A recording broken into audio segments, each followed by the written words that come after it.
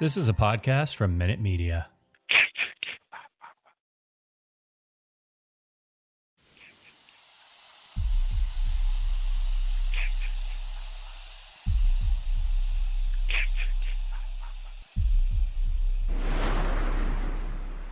Warning, the following content may contain elements that are not suitable for some audiences. Viewer discretion is advised. Hello, kiddies. This is yours duly, John Kassir, the voice of the Crypt Keeper. And you're listening to Slasher Radio.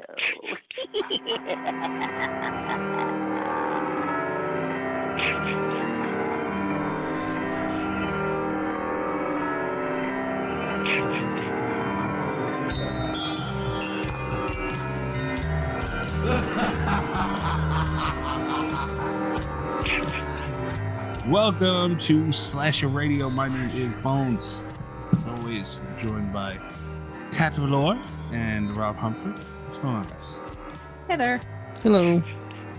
Like saying your last name, Kat. A lot. Fun name. It's a very fun name. I don't know what it is. Blow.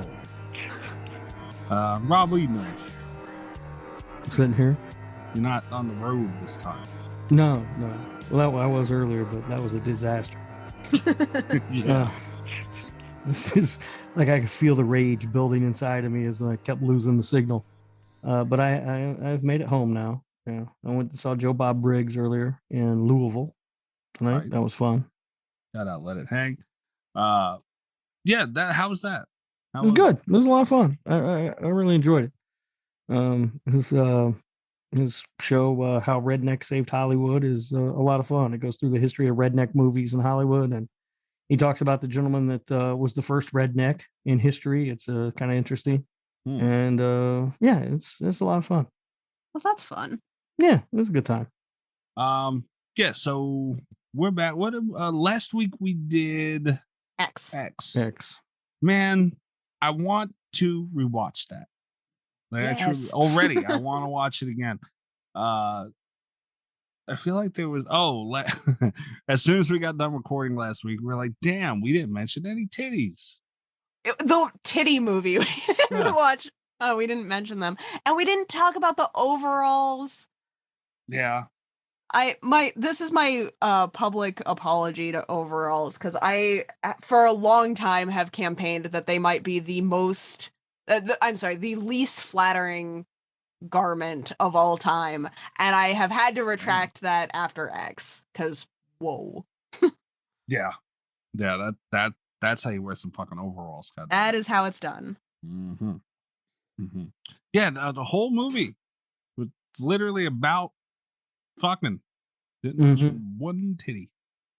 Yeah, not one. Yet there was boobs and Seed of Chucky at the very beginning of the movie for 20 seconds, and we went on for 15 minutes about it. Yeah, we talked a lot about that. Yeah. Kat requested to continue talking about them, actually. Rare moment. But yeah, we're doing Prowler this week, thanks to one Rob Humphrey. How you feel about this one, Rob?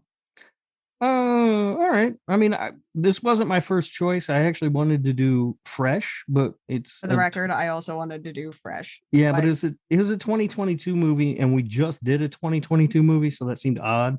Also, Mikey complained about me picking movies so forcefully, so I intentionally did not vote this week, and now I regret my life choices because we could have been watching Fresh.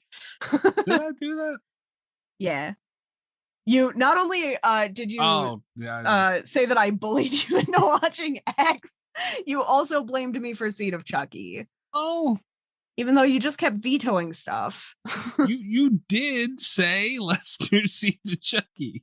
To quit you vetoing things. Kat, my brain ain't gonna let it go. I refuse to take blame. Well, this is what happens when you blame me. We watched Prowler. Well, yeah, we did. All right, I don't like the tone in either one of you guys' voice, but we'll get there. Raggy. Yeah, we will. There's no Fresh had to have been better, right? We had to have missed out on the better movie. I haven't seen it still. You haven't seen Fresh? No, because I was watching this. It's good. Fresh is really good. Okay. Well, here we are this week. Like I said, we're doing the Prowler. We'll see what we can get into with that later. Apparently, It Rob sounds like there might be some tension with this one. Yeah, I didn't know this was going to be a big deal, but apparently it is. I didn't know it was going to be a bad movie either. But anyway, get into that later. I will end this call right now. That would be like Rob. Like, you guys watch Prowler. I'm leaving the call.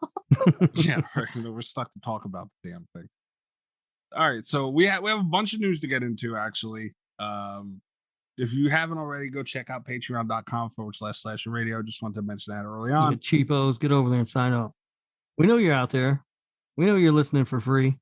Yeah, you are listening for free. You're missing out on a lot of content, though. Everybody who's been listening to us for a decent amount of time, the Easter egg is still available. It's on Patreon. You got an extra show a week. We just did a giveaway last week. Oh, my BAM box shipped. My next BAM box. Oh, nice. Yeah, I don't know where the fuck it is. Said, see, that's it. We bitched on this show about pre-orders. Yeah, and there's still a problem. But man, another thing that pisses me off is when they use one shipping service to bring it to the U.S. mail. And I got nothing against U.S. mail, but just fucking give it to them first, because now I'm stuck in the loop of they're waiting for it. Yeah, I know what you're talking. Yeah, that sucks. I know. There's a couple places that I order stuff from that they do that. It's annoying. Yeah, like why are they still waiting for it? It's been days. What'd you do with it? Yeah, but then sometimes it just shows up, like it never updates. Yeah, it does. Yeah, it's a pain in the ass. Yeah. Before we get into news, we should do drink roll call. Yeah. What are you drinking, Mikey? I'm drinking Jack Daniels in a can. I did re-up on my Jack Daniels in a can, so I got a fresh crate of it, and it is watermelon punch. All right. Also would like to note, I purchased last time I picked up my gummies. They had candy bars. Ooh.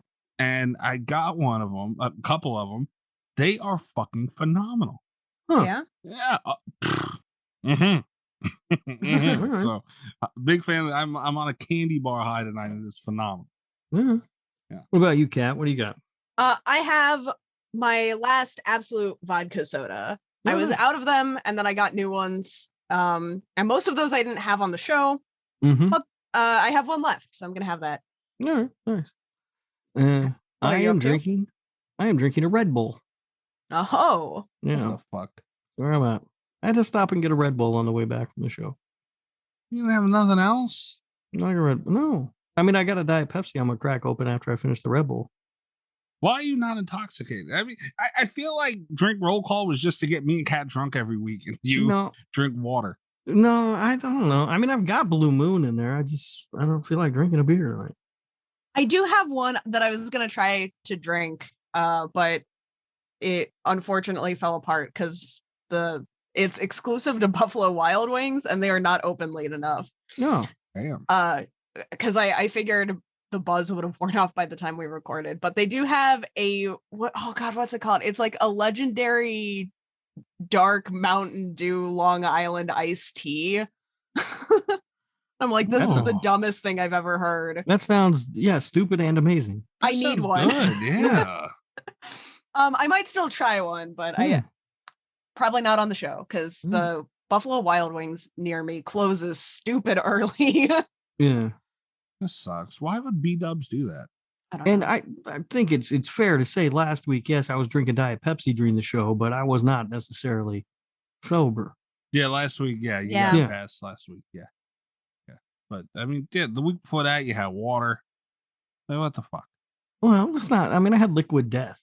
You gotta stay hydrated. Yeah. I think Rob just likes saying liquid death. It's so awesome.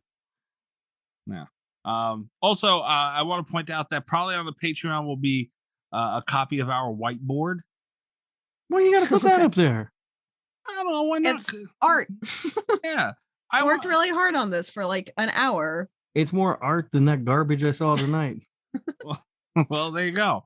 There's a bunch of stuff. I made a nice whiteboard for Rob, and Big Dick Alien and all, a homage to him, and you didn't even fucking care. You're doing it to be mean, and I don't care for it, Mike. I drew some of his favorite things, and just he didn't care at all. So Yeah. This will probably be up on the Patreon. And to clarify, when I say better than the crap art that I saw tonight, not the Joe Bob thing, but it was at a place where they purported to have art installations, but it was just like modern art garbage. You talk about an art gallery and let it hang its hometown. Yeah, I mean, sorry, dude, but a lamp and a couch, that ain't art. As I said, that's just my living room. Sure, you want to piss off a guy with the name Let It Hang? not a good move, baby. There's nothing against him or the town. Louisville's fine. I like going there, but yeah, but he loves the city very much. You're gonna offend him. That's not that impressive. It's a nice city. You should like it. He does. He loves it. Yeah. Now here you are saying they don't know art. Yeah. Normally I go to they got a nice record store there called Guest Room Records. I like going there a lot. I did not go there today, but yeah, Louisville's a good city. Fair enough. Yeah, you're ungrateful. All this work waiting for you, and I did all this art, and you don't even care about it. So maybe the patrons will appreciate it. Maybe I'll destroy it. Oh my fuck! Where's the save button? All right. You ready to get into the news? Yeah. Yeah, let's do it. News. Okay. Let's news it up. Hump the news is what we're gonna do. Apparently. I can't find a save button on here. This is some bullshit. Oh, share. Beautiful. Hey, email it? Okay, never mind.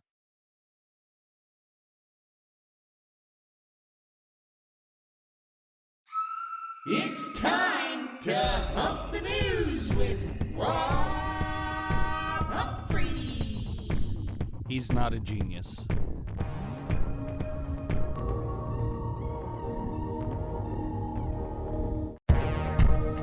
News. Ghostbusters, guys, is there's gonna be a Ghostbusters VR coming to PSVR 2 and Ghostbusters VR Academy. I guess that's their own thing. What do you guys think? No, it's fine. VR is not for me. So I don't. I mean, I won't do it. I wear glasses, so the VR helmet goggle thing is really uncomfortable. So I don't fuck with it. I'm having a bit of an existential crisis right now because I said that I would start playing VR games. That I would invest in a VR set if they started coming out with more horror VR. That being said, since I've said that, all of the VR games that have come out have looked really stupid, and this might not be the one to tip me over the edge. One day, I would love to play like a really spooky VR game, but I don't know if this is going to be the one that's going to get me to drop all the money on a VR set. If you have a VR setup already, this wouldn't be. I don't know how expensive the games are, to be fair. But, I mean, shit, man. Ghostbusters? If I already had the VR set, I'd be Right. very excited. Right. But you don't, so that's. And they're fucking expensive. Yeah, that's the thing is like and it's not like there's a big catalog of VR games that I've been like dying to play, because I very much have been like, I'll drop the money if there's one of these that I'm interested in, and they keep doing it. You don't want to play that one VR game where you can pretend you work at a gas station? I don't want to play that one VR game. All our life's goal is to be the glorious job working at the gas station. I would. So there's a scary book. There's a horror book called Tales from the Gas Station. If it was that gas station, I'd be all in. Nice. I worked at a gas station once. It sucked. But yeah, just if it's like a normal gas station, no. Yeah. I could probably go actually work at a gas station and get money back, pay for my VR set a little faster. Yeah, I mean, they do pay you when you work at a gas station. They didn't pay me very much. But to be fair to them, I was a terrible employee. But you also didn't have to pay them for the VR set, so yeah, it's a money-saving deal right there. That's my life hack of the day. Instead of simulators, get yourself a power washer, guys. I don't know, man. That power washer simulator does look like fun. I have a friend that's like really into power washer simulator, and yeah, it's kind of fun to watch, but yeah. I don't know. Like, it seems really satisfying to me in some weird way. How do you get really into Power Wash Simulator? What? Because like Rob said, it's satisfying, I guess. Yeah. there's like the catharsis of cleaning with a bunch of laziness. That's the thing, is like anytime I think about spending money on Power Washer Simulator, it's like I'm just gonna like clean, I guess. Yeah. What the fuck, man? With laziness, that's funny as hell. See, I think the conversation for VR is super interesting because like where it's at right now is, yeah, it looks bad, it looks clunky, and you know, it's not the greatest setup in the world, but hey man, a lot of things that we use now regularly, the Apple Watch that we were talking about, it was, you know, at first it was useless and a waste of money and everyone was knocking it. You know, now it has tons of purposes, and you know, we use it without question. I think VR, I was talking with a friend of mine about this the other day, they're going to become a lot more normal. I don't think it'll ever be take over gaming because there's just people who won't do it. I wouldn't want to do it either regularly, but I think they're going to become more affordable, and there's going to be a lot more games, and everything's going to be nice and smooth in about 5 or so years from now. And like, could you imagine an Outlast VR game? Oh my god. Right? I have actually Right? spent a lot of time. I think that'd be great. And when they get to that point, I'm waiting for that point. I hope that we get there. It's a lot of money to spend for where we're at right now. Mm-hmm. Yeah. You know what surprises me is that like, I know it's just because at the time Nintendo was geared a lot more for kids, but the fact that we didn't get like a bunch of Wii horror games like Fatal Frame would have been a great, you know. Hell yeah. That always kind of, they had the Grudge game, and the story just sucked so much. But yeah, like you use the Wiimote like a flashlight to explore a haunted house, and it's like literally that's all I want. I just want 3D haunted environments that I can go poke around in, you know? Hell yeah.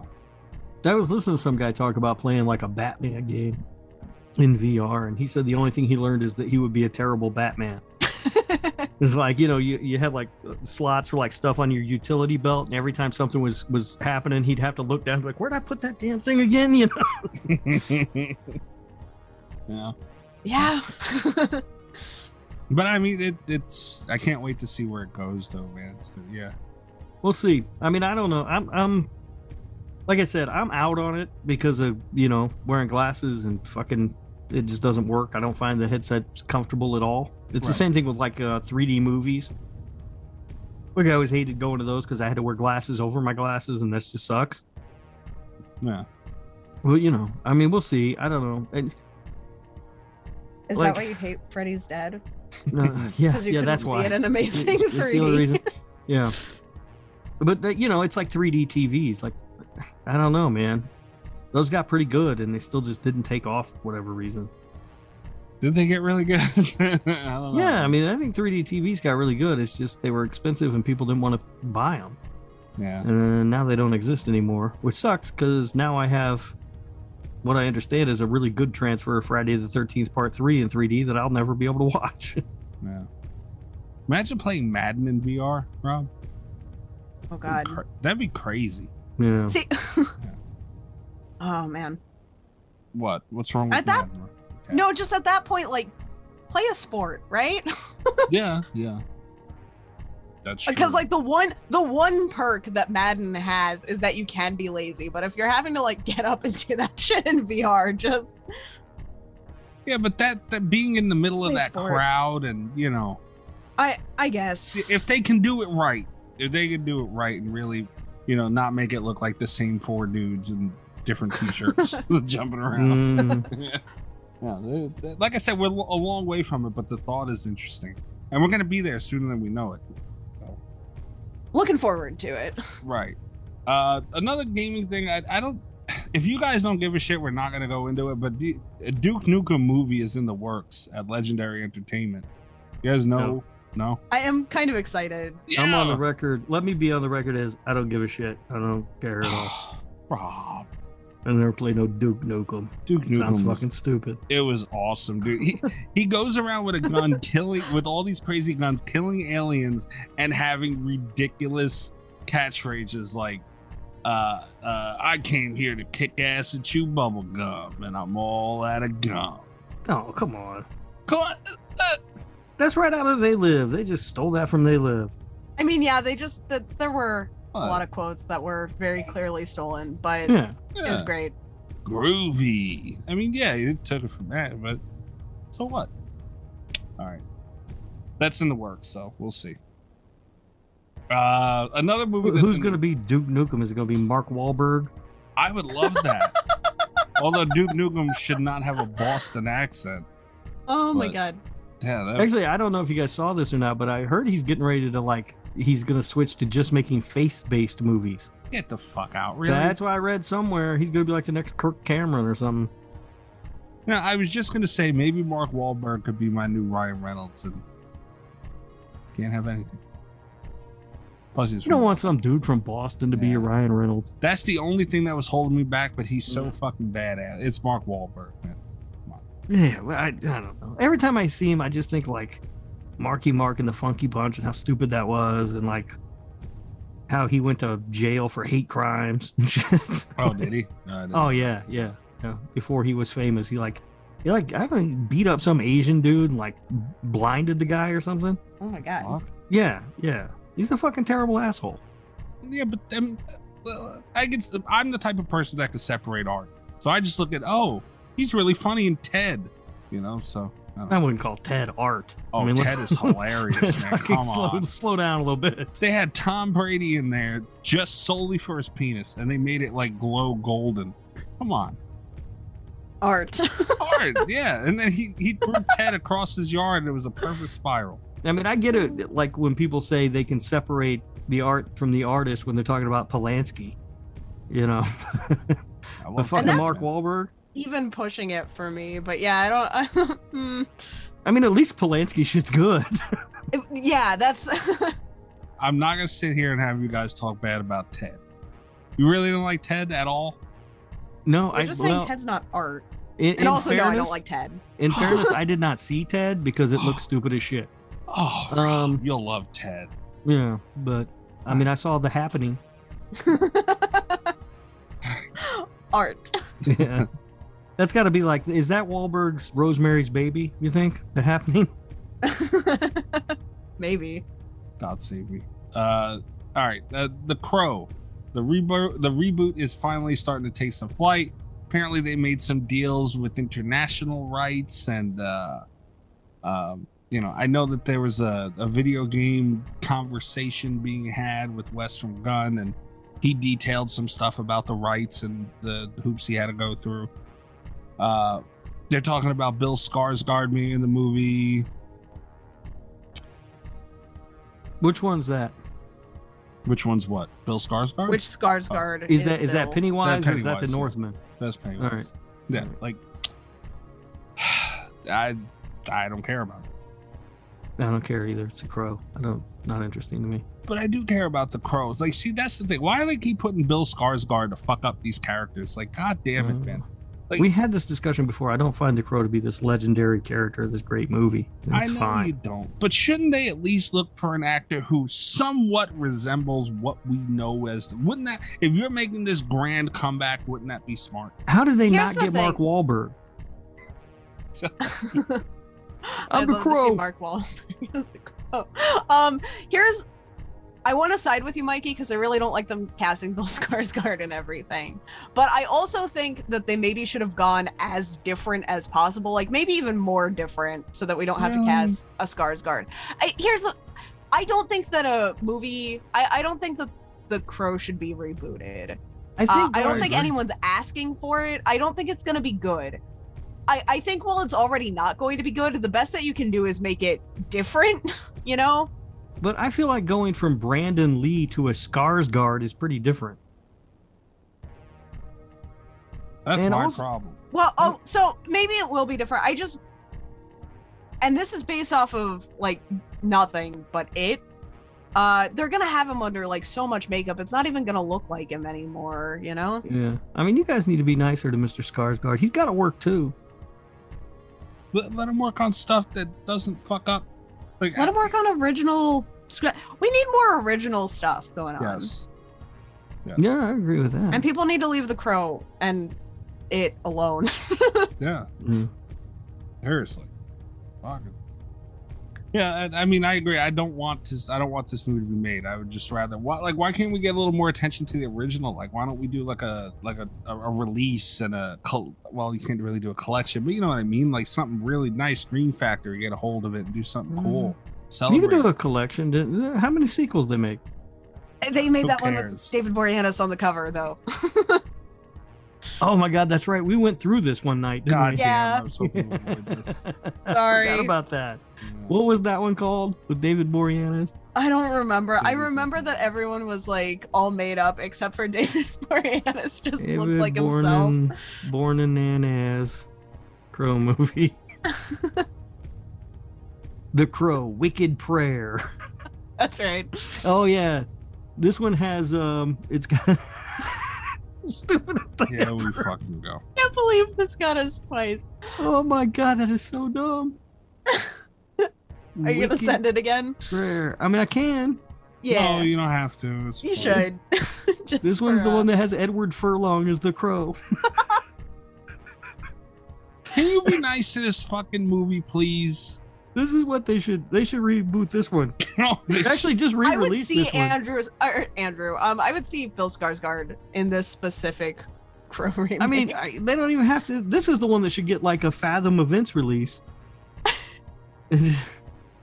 I want you to know, There it is, guys. there are a lot of people who really stand out the Crow big time. I want you to know that, and you're offending people right now. I don't care. Those people. Look, listen. oh, and listen. Tara Reid is there. Yeah, Tara Reid and Edward Furlong. The Crow Wicked Crow. It looks like Harry Potter, whiteface. Does not. Oh my God, that is so funny. I mean, look, listen. If you like The Crow, fine, that's great.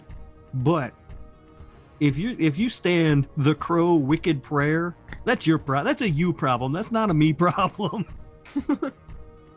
I don't think anybody stands that movie, but the Crow, people mean that shit, man. Big time. I mean, whatever. They're good for them. It's fine. I'm just not interested. I should have known. I don't know why I even fucking brought it up. I don't know. I can't believe I forgot about Edward Furlong and fucking I agree Sting with you makeup. about Bill Skarsgård, though. Yeah. I can't believe you forgot about it either, and I was so thrilled when Kat reminded you. Yeah, me too. Thanks, Kat. You're welcome. Good looking out. Jurassic World Dominion, which Rob has Sucks. seen. Movie. I believe I said it sucks all the dicks. Yeah, I think that's what you said. Yeah. It devoured a $18 million Thursday night preview. Really? Okay, can we stop calling it a fucking preview? Can we? It's not a preview anymore. Why? Was Why that is a it? preview? Like it's a preview. The opening nights, like it comes out Thursday. You could see Oh. it Friday. You can see it Thursday night for a preview. It's not a preview. You're just making your money. I'd rather call it a preview than for a long time they were still calling it the midnight release, even though it was at yeah. like 7 o'clock at night. And Right. it's like, fuck this. Yeah. But it's just early We should make a new access. word for it, though. Yeah, like I mean, calling it a preview, I think, is fine. it's not a preview. A preview is like, hey, here's a little bit of something. You know, decide if you want to see the rest. Not Or here's you the whole don't. I'll movie. tell you what. If they showed you a little bit of this, you would know you did not want to see the rest. Yeah, Rob has been telling us how bad Dominion is. Yeah.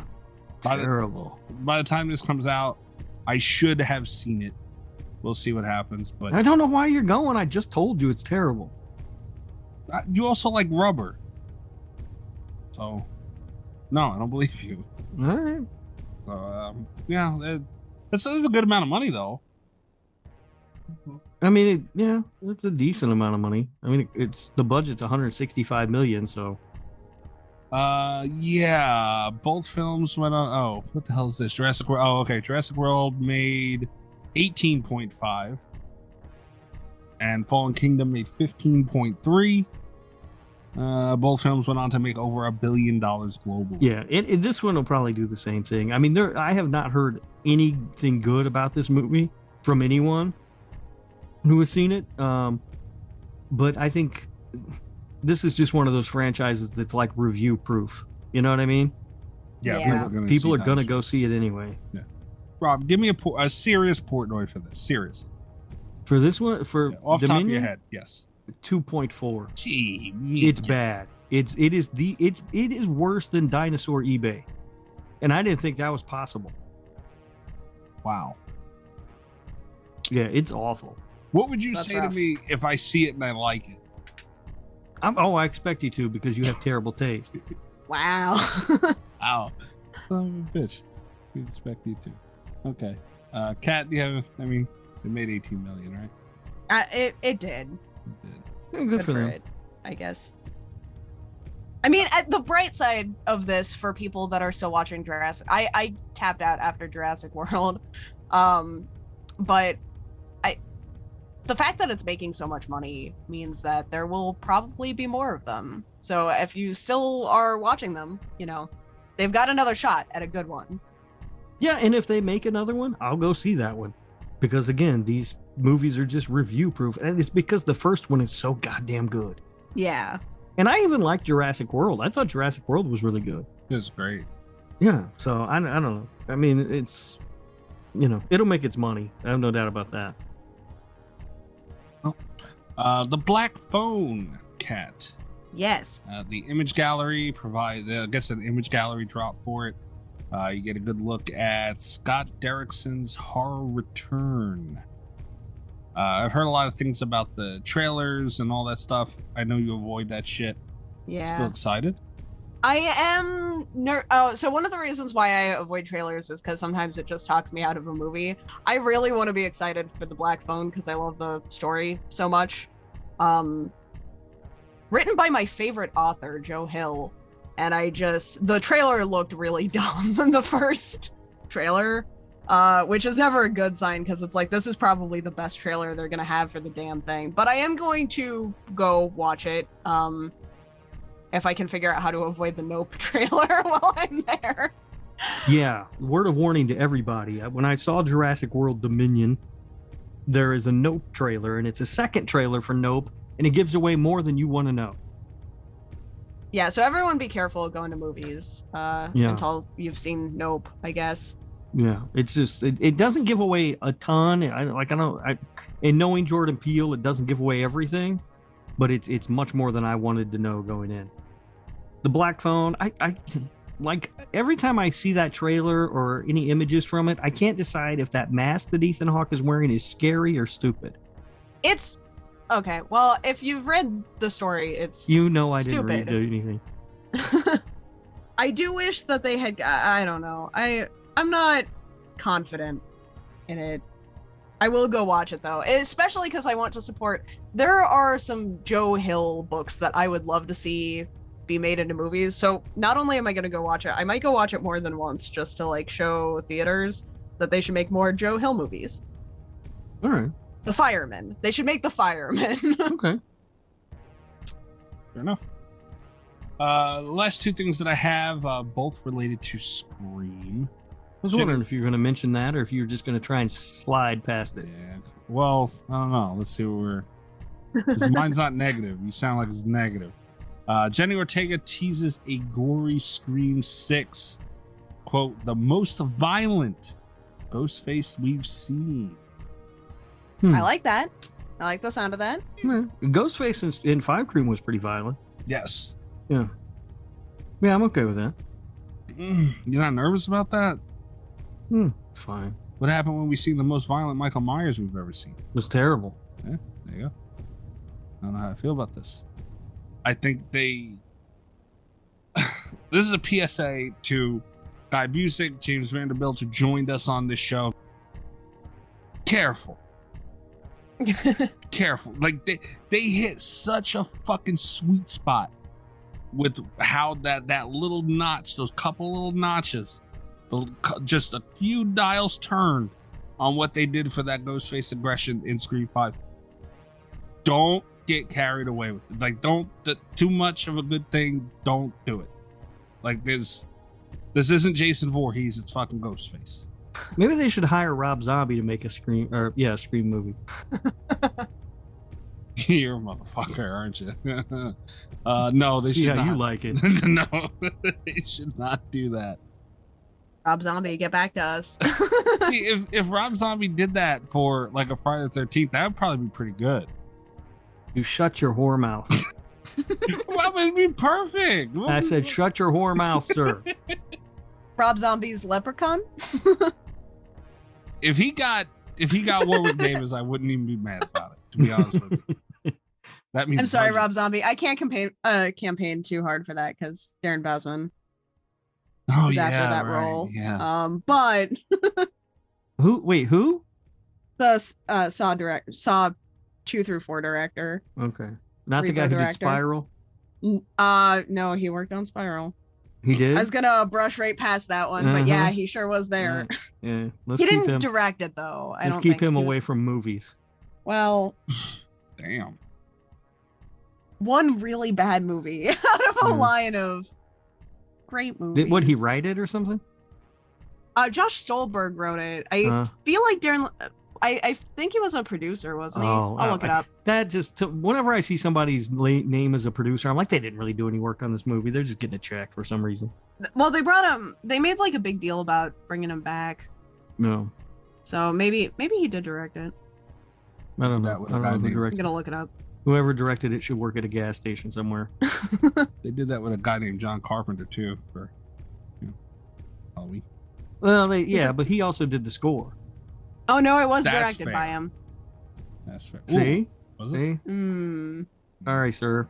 You're Sorry. you're disqualified, Mister. Whatever. Although I don't know, maybe the Leprechaun's a good spot to try and rebuild your career. Hey, easy. I would not be mad at Rob Zombie, like Leprechaun in the trailer park, THA trailer park. Damn it. But yeah, no, seriously, that scares the fuck out of me. If I were them, I would leave Ghostface exactly where you had him in Scream 5. But you can do whatever you want with Ghostface. That's the thing about him, because he's not a character; he's an outfit. No, you cannot do whatever you want. So if you have We're giving you permission to do whatever you Yeah. want with Ghostface. Yeah, so No. if you have a sadistic character who's the killer, then he can be more sadistic. It's just because, again, it's just a costume. It's not a character. But it is a character. No, it's a costume. But it's also a character. At this point, it's a character. Mm. But look at all the artwork done for Ghostface. Look at the fucking Dead by Daylight. Makes a killing on, like, there is a huge Ghostface fan base. Yeah, they make a killing selling the costume. They're selling the character. But which one? Ghostface. That's That that doesn't- right there. Ghostface. Makes no sense. What you're saying makes no sense. I know, but it does. No, it makes no sense at all, but at the same time, it does.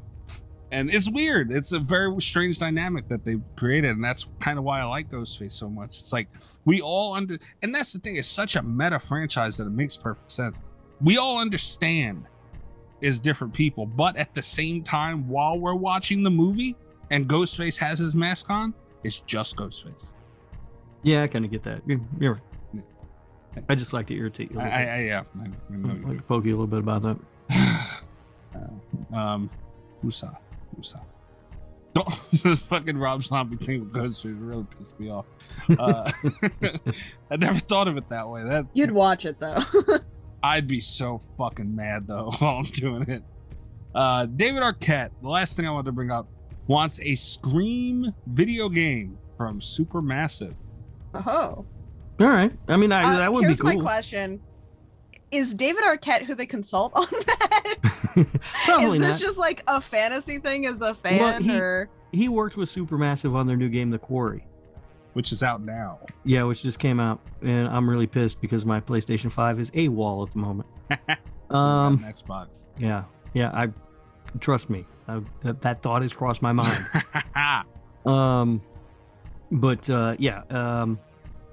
So he worked on the Supermassive game, The Quarry. So I'm guessing he's just saying, hey, maybe they should make a Scream game next.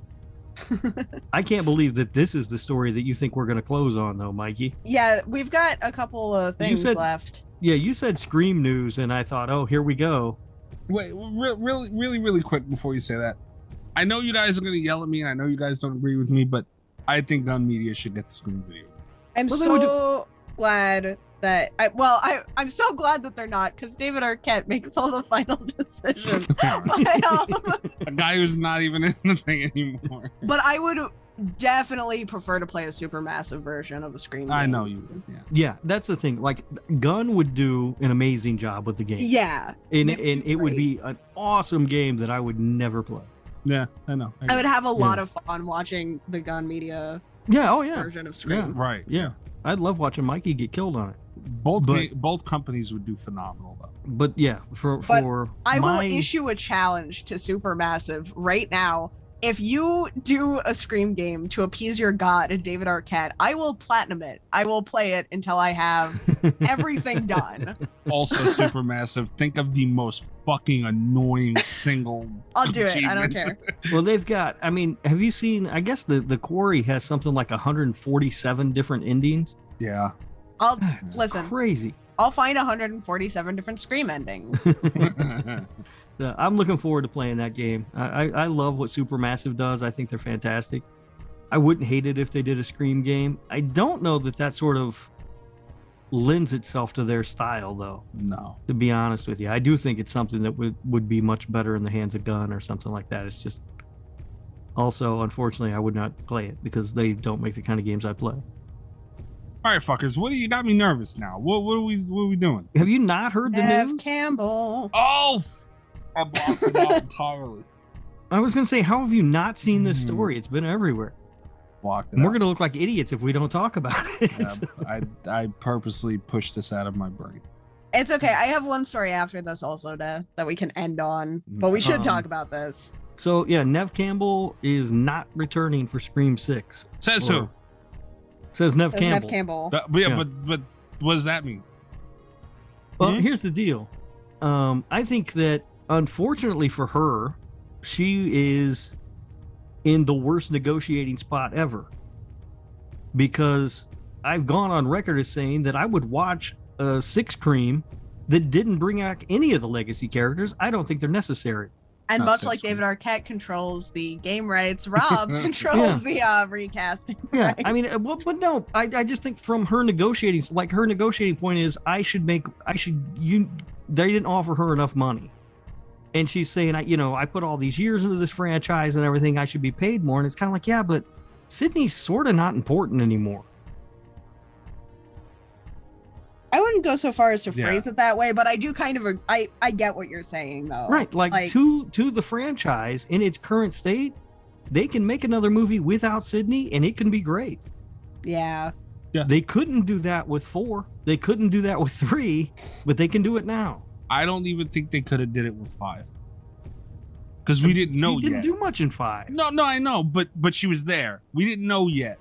If Scream 5 would have came out and they would have told us no Nev Campbell, people would have been turned off immediately. Yeah, that's I see what you're saying. But now that now that we have seen 5 Cream and they've created these other characters that are just as interesting as the original cast of characters, in my opinion, she's not really necessary for this movie.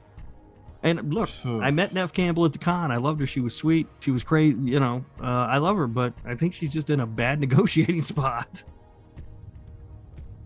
I'm going to hold out hope until the fucking credits are done rolling, the screen turns black, and they tell me to get the fuck out of the theater or they're calling the cops.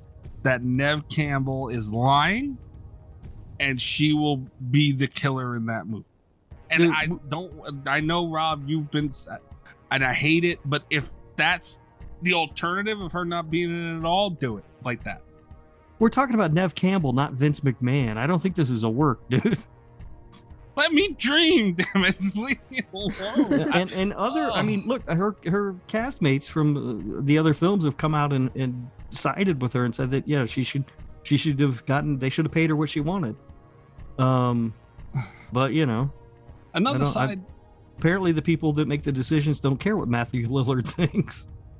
Another side to this is, too, we don't know. I don't know if there's been numbers thrown out that she was asking for, but if this is real and my pipe dream is not happening, who the hell was the guy we said last week? Who is getting this money? If she's asking for an absorbent amount of money that would damage the film, got it. So... What? It sounded like and this is, I am fully in support of Nev Campbell. Right. Yeah. Like, she has made this franchise what it is. I don't, if she wants all the money, give her all the money. I get it. This is not a complaint. It sounds like she was asking for a lot of money for the role that she had. Like, we're talking millions for maybe a day of shooting. I think, and I can't find it now. So, but I read somewhere that her role was going to be small in the movie, and it was only going to require a few days shooting, and they offered her $2 million. Oh, see, $2 million is even, I think, lower than what I had heard. But I actually went to save this because I figured it was going to come up, and I couldn't find it again. But yeah, there was a thing I read where they talked about it. But yeah, I had read that it just was a lot of money. I don't think $2 million is unreasonable. If they said no to $2 million, they should be ashamed of themselves. Like, I don't know, dude. For 3 days work? Yes. For Nev Campbell? No. And they didn't say no to $2 million. They offered $2 million, and she said no. And if somebody offered me $2 million for 3 days work, I still wouldn't do it either if I were her, man. Yeah. Like, I mean, you know what I want to do? I would love to revisit this one day. And I mean, we may never know, probably will never know the numbers, but I want to see what Jamie Lee Curtis made for the Halloween Kills. That's fair. You know? Yeah. I mean, I know she's not quite... I don't think that's comparable. I know she's not quite Jamie Lee. I think it took Jamie Lee Curtis probably more than 3 days to shoot her role in Halloween Kills. Her character doesn't do a lot, but she's on screen. I mean, if they're asking for 3 days work and they're going to pay you, and again, I can't find it now. So take these, I almost feel bad for saying these numbers because I can't find it again. And they may not be correct, but I did read that somewhere. Right.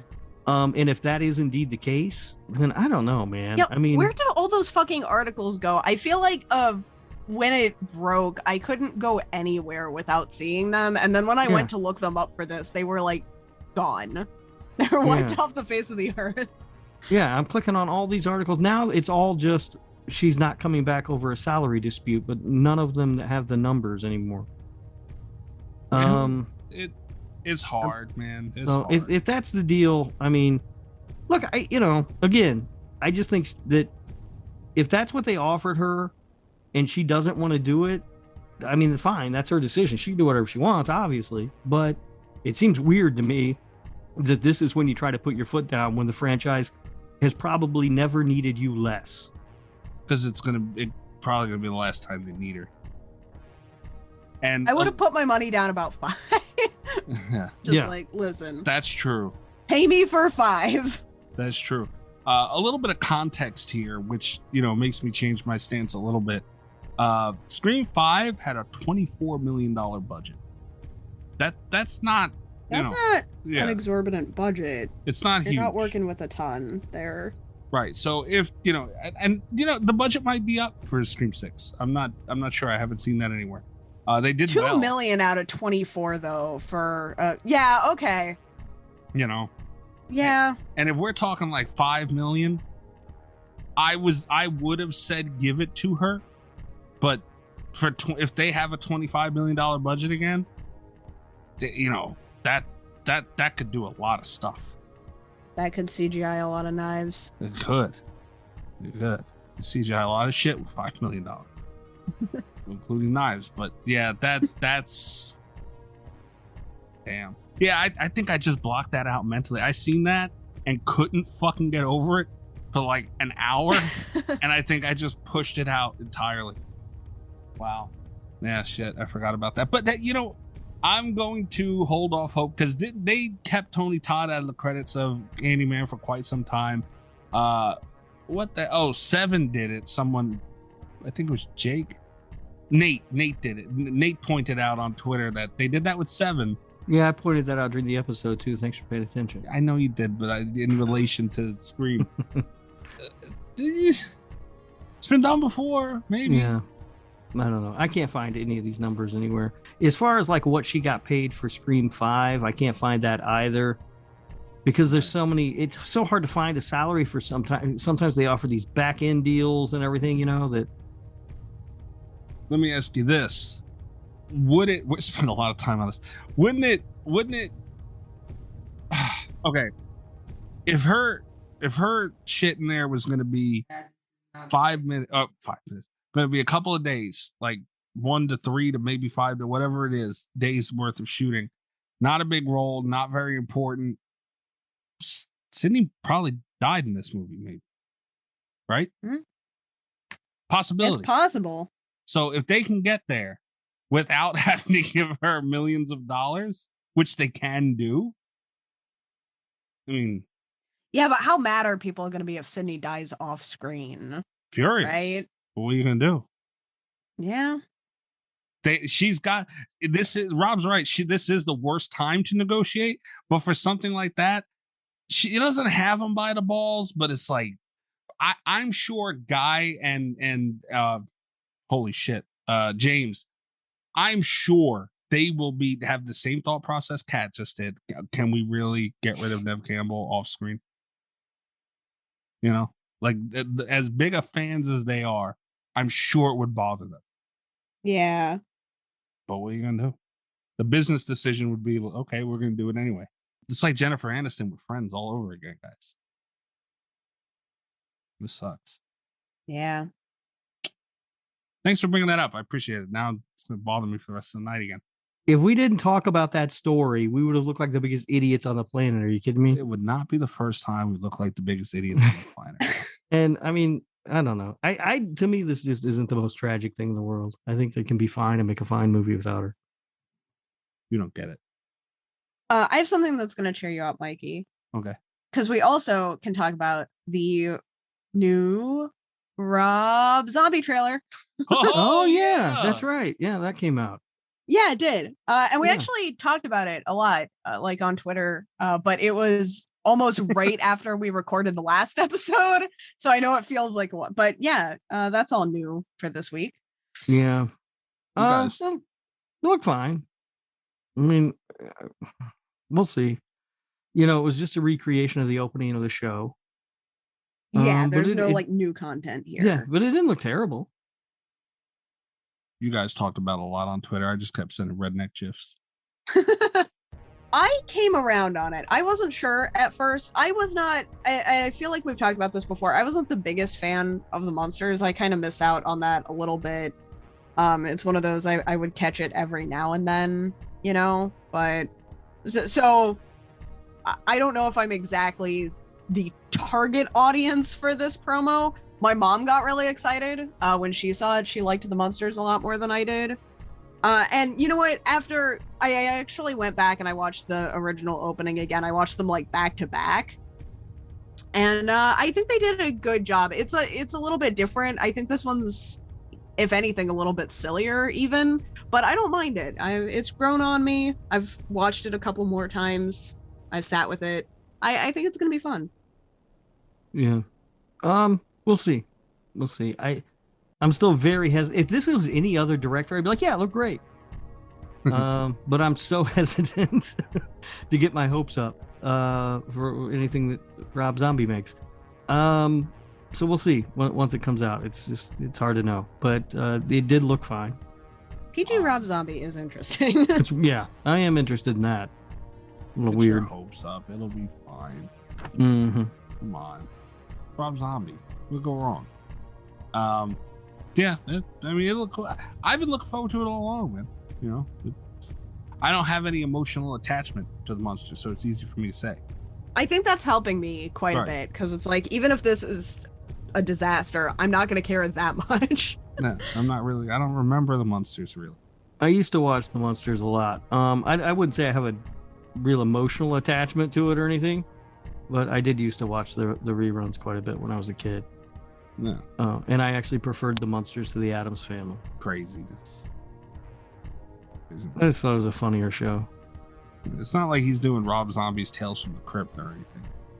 That'd be awesome. Imagine what the Crypt Keeper would look like. Holy shit. You look like the Blob. All right, is that all we have for the news? Yeah, I think that's it for the news. All right, this is a long news segment. I think it's going to benefit the show.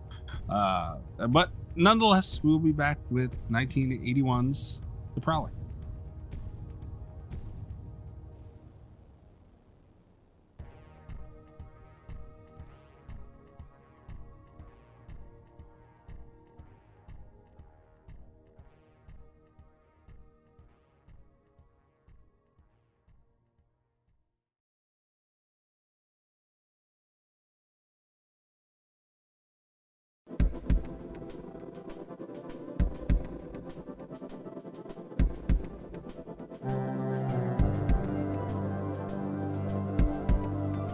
Rob, What? this is your pick. Mm-hmm. Would you like to explain your pick, Rob? Yeah, it's a fun 80s slasher movie. What's wrong with that? Nothing wrong with an 80s slasher. Always down for that. I would have said always too. This is a good movie. I don't know what's wrong with you guys. It's not great, but it's fun. It's just a fun 80s slasher movie. I don't think I have ever hated a slasher character as much as I hate Mark. Can we talk about how much I hate Mark? Why do you hate Mark? I fucking hate Mark. All right. First of all, he's dumb. He's bad at his job.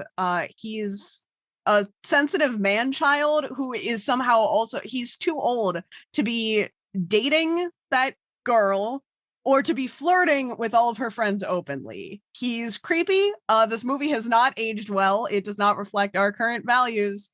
And I tried really, really hard, because it's like sometimes you watch older movies and you're like, okay, this probably played a lot better in the 80s than it's playing right now. And I'm usually really good at putting that kind of stuff into perspective when I watch movies, because there are a lot of movies I like that have stuff like that in it where it's like, we could not get away with this today. But fucking Mark, he was so annoying. Like, it wasn't like, oh, here's one thing that aged poorly about Mark. He's so fucking stupid. I hate him. I hate him. I hate him.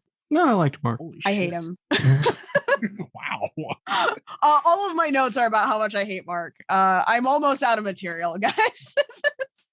No, I really did. It was distracting though, like how much. Because at first I was just like, oh, this guy's a creep. And then I was like, wait a minute, he's a cop. Like, how much older is he than these girls? And then it was like, oh, and he's bad at being a cop. Like, there were so many layers to, oh boy. Yeah, I guess he didn't bother me at all. Like, I don't understand. I feel that is one of those things that would play a lot better. You know, because I had a boss that was like, you know, around that age range, what we would be now. And he hit on young girls all the time. And it was, I was looking at it like, ugh. Can you imagine though today, like a movie coming out today where a cop is dating a high school student and hitting on her friends? Like, they're not in high school. They're in college. Are they? Yeah. Is that college? Yeah, it's a college. Are there college graduation dances? Yeah. What the fuck? I don't know, man. I think that's a college, right? Is it? That makes it. I'll step back a little bit if it's college. It played very much if like it's high school. You're right. Then it's very weird. I watched it and just thought it was a college. I didn't think anything of it. That was the other thing, is because like there's arguably too much exposition in some places, and then like I didn't know what they were doing. Because I thought that there was like a sorority house at first, which I could understand being a college. So, but then it's just her apartment, and then no, I don't know what's going on. Pam is described in the description as a college senior. Okay. That makes it a little bit better. It's still creepy and weird, and I don't like it, but it's. Well, I don't think he's that much better. older than her. Honestly, I mean, he's just a sheriff's deputy. He's a young guy. I don't think he'd be. I mean, if she's a senior, she's probably 22. He doesn't look like he's much more than 24, 25. Okay, he looked like he was at least in his mid 30s. Everyone in this was too old. That does reduce my complaints a little bit. He was still a very creepy dude. He still sucked at his job. I still hate him, but I do hate him less. I'm less mad. It didn't bother me enough. It was a movie from the 80s. You know, everybody was trying to fuck everybody back then. So it does make me regret the setting a little bit more. I feel like it wasn't set up well. It wasn't. I thought No, it was you're high right. It school, wasn't. too. I mean, just I assumed. didn't. It never even crossed my mind that it was high school. But I mean, I can Just see how you I've would never think heard that. of a college graduation dance. Yeah. I Was mean, that a thing in the 80s? I don't know. But to me, I was just like, well, they live in dorms. See, I thought maybe it was like and that was the other thing, because when I couldn't figure out, when I realized it wasn't a sorority house, I thought maybe it was an apartment, and then I thought maybe it was like a boarding school. I had no idea what the fuck was going on in this That movie. didn't cross my mind, but yeah, you're right. It could have played as a boarding school. Like I see how you could see it as a boarding school. Yeah, but to me, I never even thought of it as a high school. Had you guys seen this movie before? I had not, no. I had seen very little of this movie, one or two times. Never Yeah. actually sat and, full blown paid attention. When it started, did you think you started the wrong movie? I did. Nah, I figured. I double checked.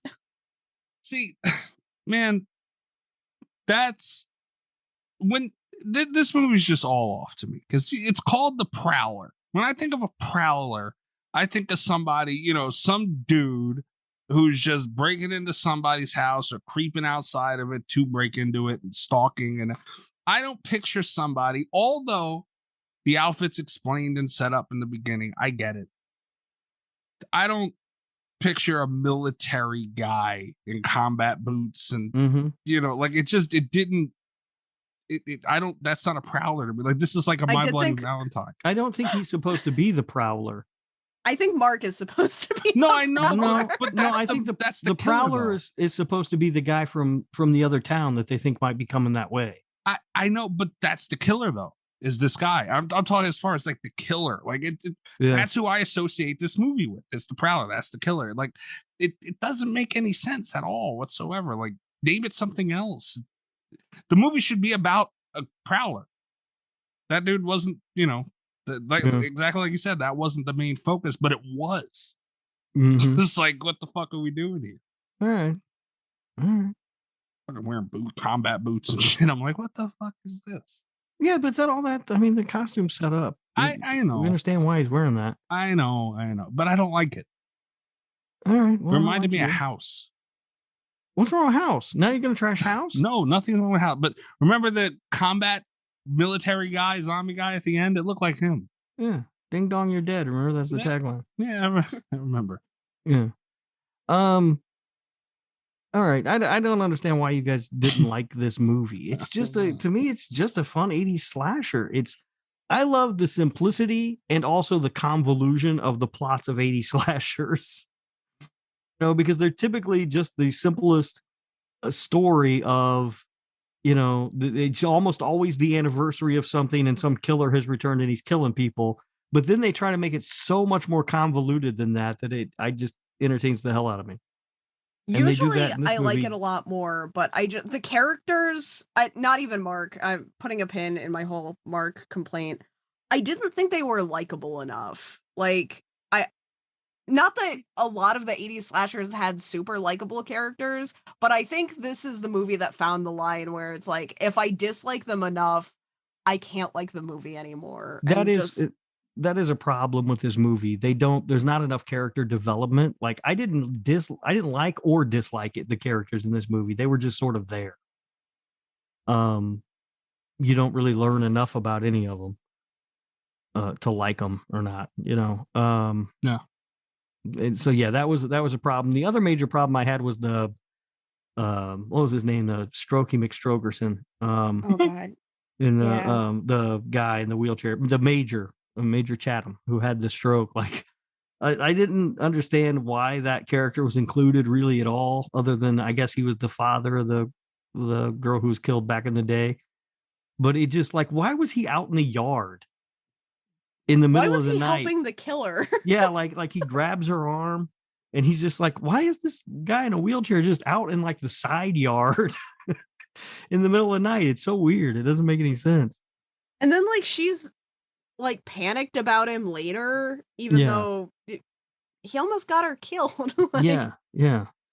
And he's a weirdo who like spies on the girls as they're showering or whatever. But also like they're taunting him a little bit. Yeah. I did not get him. That either. was all of that stuff with the girls and him was very 80s. I felt like there's a lot of that wait in my car stuff, and I always hate that. Like when Mark arrives, he's like, I'm gonna go check it out. You wait in my Jeep. Bullshit. You know, I'm not gonna wait in your car in the dark by myself. I'm gonna go ahead and go with you, especially if that car is a Jeep that has like pieces of plastic for fucking windows, you know? Also, I don't think I've ever been so mad at a character as when he's like, I don't want to drag you around anymore. And it's like, I swear to fucking Christ with this guy. Like, she's done all of the investigating so far. She's MVP of this horrible investigation. Like, what the fuck is this? I noted that, by the way. Like, I do not like when this is my argument with 7. Movie off. I was pissed. Yeah, this was my argument with 7. Like, it felt like a police procedural to me, and you know, again, maybe that is being a little too harsh on it, but in an extreme with that. But this somehow wasn't enough of one, which is like insane for me to even think. Like, not that I wanted more scenes of it, but I wanted the scenes of it to make sense and be better. Like, I literally had that note. Like, this is the worst investigation I've ever fucking seen, man. Like, what the hell are they looking for? What are they doing? Like, they have no idea. When the cop was like going through the house when she first seen him and ran off, and you know, all that, he's going through to make sure no one's in there. There was no feeling, emotion, any type of anything there, man. Like, they could have done a lot better of a job trying to build some anticipation there or something, man. And it was just flat. And then there's the scene, oh my god, where he calls the sheriff and the guy at the hotel answers, and it's like, I understand, like, he was rude or whatever, and now the motel guy has to like punish him. But we had to watch that whole scene in live time where he's just like fucking stuffing his face. And it's kind of a weird scene, but also like I get it. If I was that hotel guy, I'd have been the same way. I kind of get it, but like I hated having to watch it because it's like, this is wasting my time. Also, this felt like a lot longer than 90 minutes. And that was the point where I like actively started to notice, and it's like, I swear I've been watching this movie for. Now, see, I thought this movie flew by. It's not great. There's a lot of problems, but I still really enjoy this movie. You know, I hated like when Paul arrested Mark, you know, and he was arresting him for disturbing the peace or whatever. Like, that didn't feel to me like something he would have done. I felt like he would have just gotten him out of the dance. Yeah. You know, yeah. So like I didn't get all of that and why we had scenes of that. Unless they were trying to pad the runtime to get it to 90. Which also I don't technically think they did. I think it's like an hour and 27. I think they fell just short of it. But because there is a bit of that too. Like towards the end when the weirdo guy shoots the killer, before the killer hops back up. And him and Pam just sort of stand there and they're like both staring at each other. And there's this weird, almost romantic music playing. And it looks like they're falling in love. What the fuck was going on with the music? Yeah. It's really strange. And it seems to go on for much longer than it needs to. And I think that's one of my biggest complaints with the movie. Like taking the characters out of it. I think it was just edited. And it's like you said, maybe they were trying to pad the runtime. Like it feels like there was so much plot that they should not have had an issue with the runtime, but somehow they did. But a lot of this stuff just feels like it could have been cut. And like there's the scene, and I think it made it unbelievable in some points, when she goes back to the apartment or dorm room or whatever it is, and her roommate's been killed. Like, that scene I would have believed if she runs in, changes, and runs back out, but she's like in that apartment for so long, like fidgeting with stuff, and you know, there are like multiple shots of her getting next to the blood, and and then she has to go back into the apartment a second time when you think it's finally over. And like even the chase scene directly after that felt so long. Like it took some of the plausibility out of it for me, because it's like there's no reason why these shots need to be going on like this. Yeah, I can see that. I can see that. Did you guys know who the killer was? Did you figure it out? I did not. No. I lost the plot a little bit at the end. I'm not gonna lie. Yeah. What about you, Mikey? Did you know who the killer was? No, and I mean, it's pretty fucking simple, really. I did feel kind of dumb afterward, where it's like, oh yeah, but It's foreshadowed at least once too. At some point, right at the beginning of the movie, though, Mark says, I think he picks Pam up and they go for lunch, and he says, I have to stop by the office first. If I don't, the sheriff will kill me. yeah. And then there's one other time, I think, where he makes some comment, or somebody makes some comment about that, like that too. But yeah, there's not a whole lot there. It's an eye roll, though. Oh, it's the sheriff. Yeah. Like, and that just made it even worse. Well, there's only one other character it could be, really. I mean, well, have been him. I don't know if this is a compliment or a complaint. I didn't love the movie, so it felt more like a complaint while I was watching it. But it did have that kind of like, I didn't know I was supposed to be watching a whodunit, because it just framed like it was done. You know what I mean? Like, especially with what's her face? Oh, I don't remember any of the characters' names from this. But Pam is like running around, and she's like just spewing all this stuff, and she's got like the article and the research, and it's just like, I didn't know that it was going to be like we've got to figure out who the killer is. I thought it was just oh, he's back kind of a deal. So then when it was the sheriff, I did kind of roll my eyes, because it's like, oh geez. Right. It's like, oh, of course it is. And it's just that's the kind of movie it was, man. Everything was, oh, of course. All right. Yeah. Yeah, but also remember, this is a movie from 1981. A lot of the tropes that it's doing weren't tropes at the time. Yeah, but they were stuff that movies like Friday the 13th did a lot better. But Friday the 13th had only been out a year earlier, so all this shit was new. And they still did a lot. Well, I don't know. This is something we've talked about a little bit, why I think that I like the 70s better than the 80s in terms of horror movies, because a lot of the stuff was being done in Italy. Like, a lot of the stuff was being done overseas in horror before it hit American slashers in the 80s. This felt like we all complained a little bit about the plot for Bay of Blood, but like this was Bay of Blood. Yeah, but those aren't slasher movies. Those are giallos. It's different. I know they're giallos, but like, but also, and I think it's actually the plural is like gialli. Is that right? That sounds right. Yeah, Mikey, it's Italian. What's the? Why the hell are you gonna ask me like I'm just supposed to know? I don't know. I'd imagine it's giallo. I don't know. I don't know. Unbelievable, Master Choli. But that. But Kat's right, man. I don't know, everything. I could think of pretty much everything in this movie. I could think of another 80s movie that did it better. And I'm talking even the first kill. Cool idea, the pitchfork, which you could have found a bigger fucking pitchfork, not for nothing. But anyway, also double impaled. Seriously, also happened to Bay of Blood. Right, but and it just, as cool as it was, they had the blood going through her, and it was flat. And I think that was because and I didn't really rewind to listen, but I didn't remember the score going on in there. And I think that had something, like, I think that's what was missing. That was a very Friday the 13th kill. And it was flat. It didn't have a lot of score and music and oomph to it. So it just kind of happened and it was done. And then the second but Friday the 13th had their double impalement cut. Did they? Yeah. There's not a double impalement in that movie. Well, no, but I'm saying it's a very Friday the 13th kill, though. Style. Yeah. That's some Jason shit.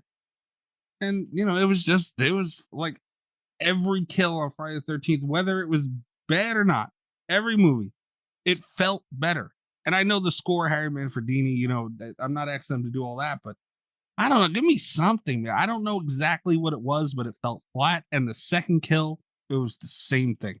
It was a cool concept, through the skull, down by the jaw. Okay, it looked cool, but I think everything that happened after the kill, him choking him and wiping the blood off the knife, I think that was better than the actual kill. Mm-hmm. See, my favorite part of this movie, I have just a few things that I really liked about the movie that I wanted to talk about. The kills were one of them. I was underwhelmed by the first one. I was a little bit underwhelmed there just because it has become, and again, I know it wasn't necessarily as much when this movie came out, but like the double impalement thing, not always my favorite. We do see a lot of it from the 80s, but I did like the kills. They were my favorite part of the movie. What I liked best about them, other than I think the effects, this wasn't my favorite Savini blood, but I do think the effects overall were really good, especially for the other like aspects of this movie. And I liked that every kill did feel different. You know, they killed a lot of people. Just based off of the quality of the film and especially the quality of the storytelling, I expected that they were going to get lazy as the kills went on. And they weren't all equally bombastic, but they were all different. And I, especially considering that he had a pitchfork that he was killing everyone with for some reason, they did feel unique, you know? Like, and the kills were fresh all the way throughout the movie. It was one of my favorite aspects of it. He seemed to have a pitchfork and then I don't even know, like a sword or something. I don't know what the fuck that other thing was. And then also there was there was a gunshot. Oh yeah, which I put in my notes. Oh yeah, I was like, gunshot. That nice slasher, Rob. Yeah, he did, but you know, he did it better than Art the Mind. Bullshit. Yeah, his gunshot was better. This movie. I mean, he's a World War II soldier. He's gonna shoot people, right? It's so stupid. I mean, you guys talking shit about.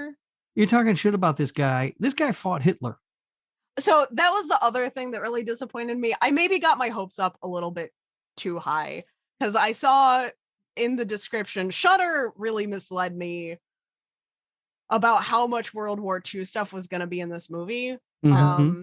I thought it was going to be a lot more Hitler fighting flashbacks. I don't know what gave me that impression. Wishful thinking, maybe, where I thought it was gonna be like a psychological thing where we saw, you know, what the war had done to him, and pretty much it was just prom night with a 1950s opening. But yeah, there was a newsreel opening, and then he got a Dear John letter, and then killed the girl.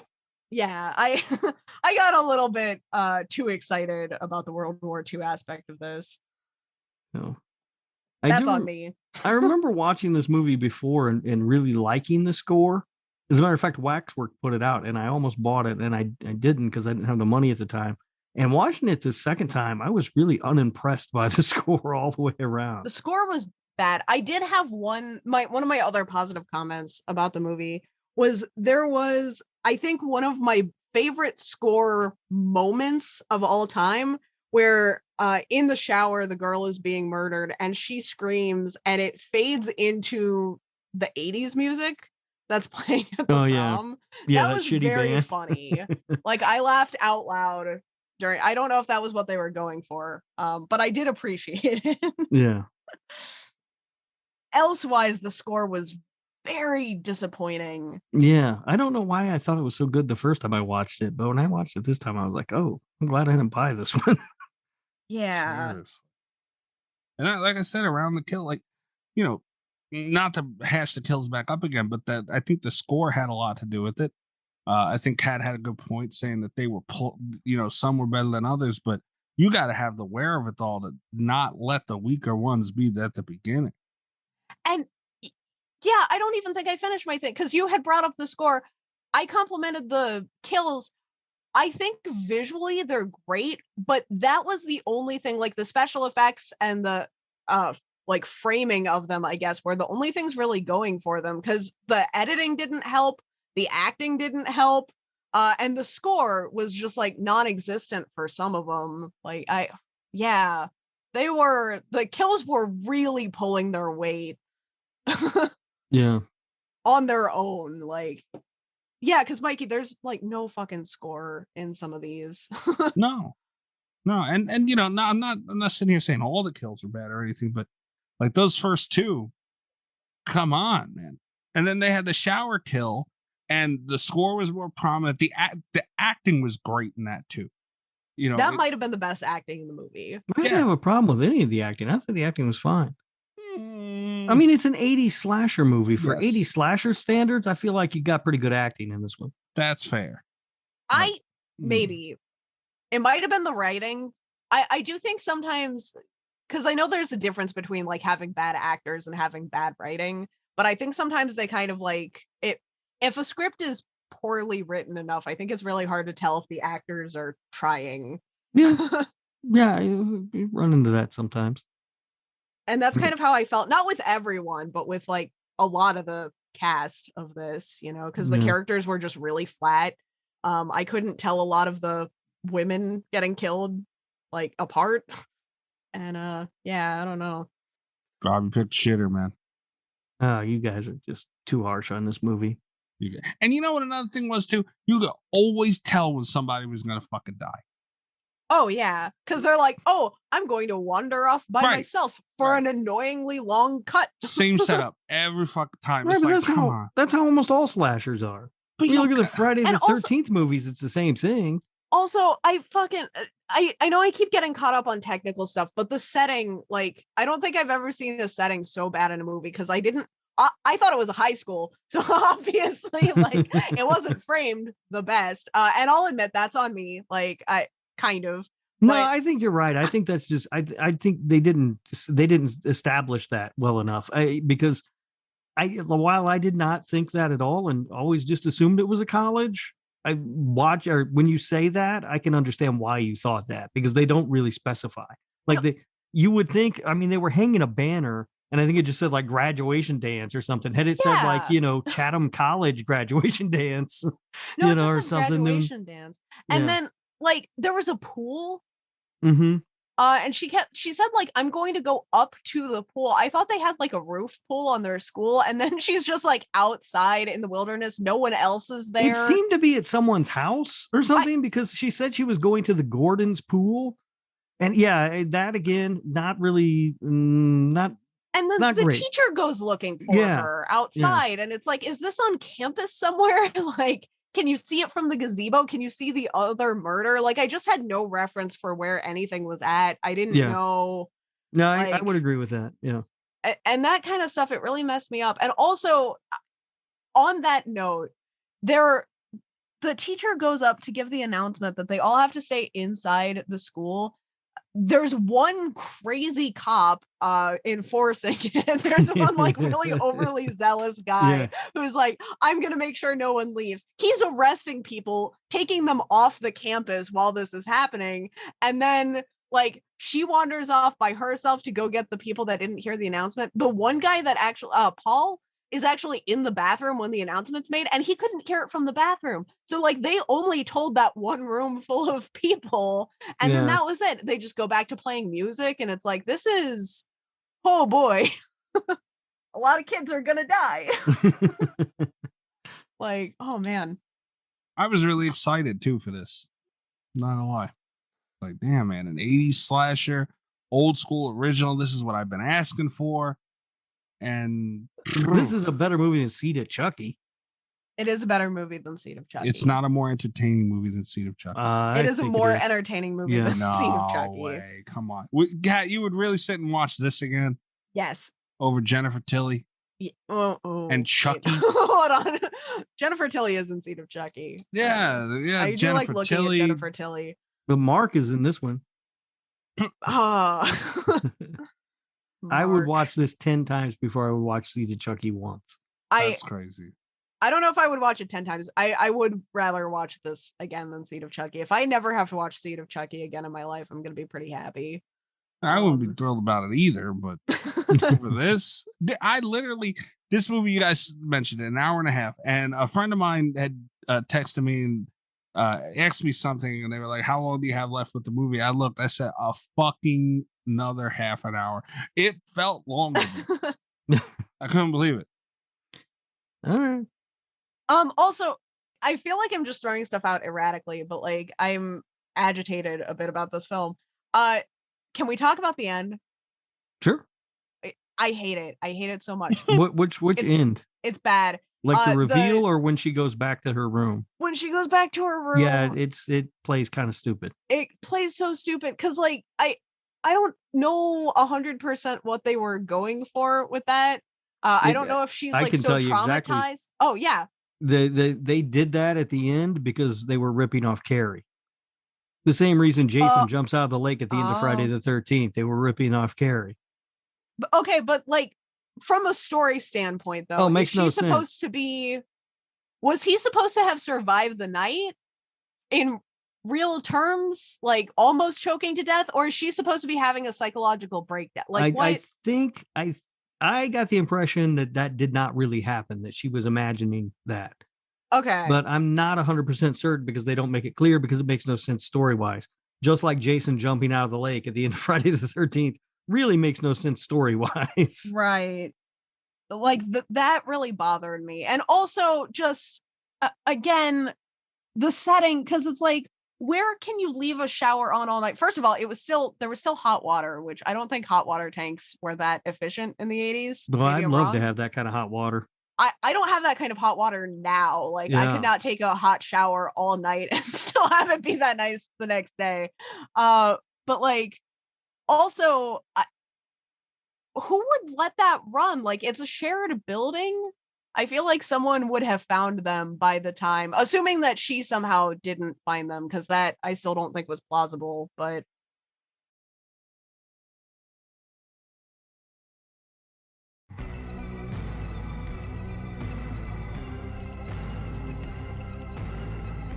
Yeah. There are other tenants. There are other people there, yeah. Yeah, I don't know. But I don't know, because I mean, I remember I lived in a dorm. I didn't pay any attention to what other people were doing. You know, shit, I don't pay attention to what other people are doing now.